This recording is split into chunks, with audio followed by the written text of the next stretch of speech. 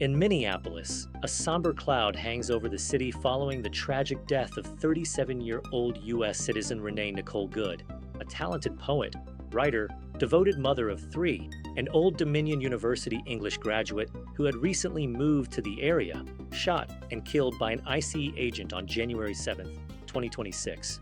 Good had just dropped off her 6-year-old son at school that morning when ICE agents approached her car, reportedly issuing conflicting orders to her. As she attempted to drive away from the tense situation, one of the agents reached for her car door handle. Suddenly, experienced ICE agent Jonathan Ross, with more than 10 years of service and a prior incident where he was dragged by a fleeing driver, fired shots that fatally struck Renee Nicole Good. Eyewitness accounts combined with detailed video analysis quickly raised profound questions about the official narrative claiming the shooting was an act of self-defense.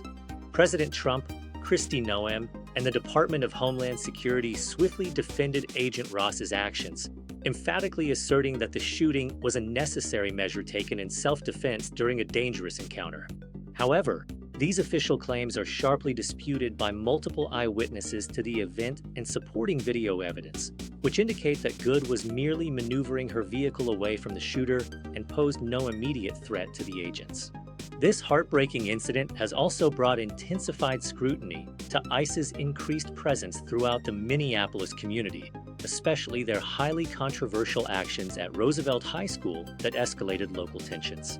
Eyewitness reports and investigations confirm that ICE agents deployed irritants inside the school premises, sparking conflicting accounts between Department of Homeland Security officials and school administrators over the exact sequence of events.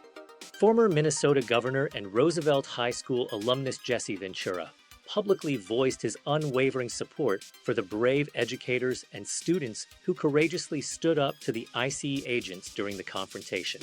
Ventura passionately emphasized the vital importance of upholding constitutional rights for all and sharply criticized ICE's aggressive tactics as clear examples of federal overreach invading local communities. Minneapolis Mayor Jacob Frey unequivocally demanded that ICE agents leave the city and state immediately, declaring in a strong statement, "We are demanding that ICE leave the city and state immediately," which mirrored the widespread local opposition to such federal interventions. Governor Tim Walz responded decisively by authorizing the deployment of the Minnesota National Guard to assist local police, with the clear goal of safeguarding critical infrastructure and maintaining public safety during the widespread protests that followed. Thousands of outraged citizens took to the streets of Minneapolis in massive protests, while solidarity demonstrations erupted in other major cities like Chicago and New York, underscoring the profound national concern and outrage over the incident. This tragic event has ignited a fierce broader national debate on key issues including immigration policy enforcement, the appropriate use of lethal force by law enforcement officers, and the precarious balance of power between federal authorities and local governments.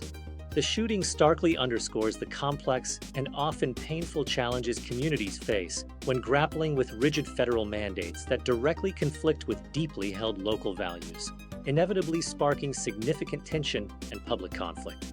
As the devastated community demands answers and accountability for the loss of Renee Nicole Good, multiple thorough investigations into her death by federal and local authorities are actively underway at this time.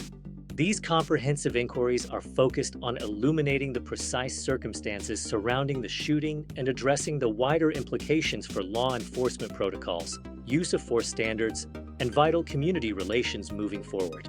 The results of these investigations will inevitably influence future national discussions on immigration enforcement practices, while highlighting the essential need for complete transparency, genuine accountability, and true justice in handling such sensitive cases.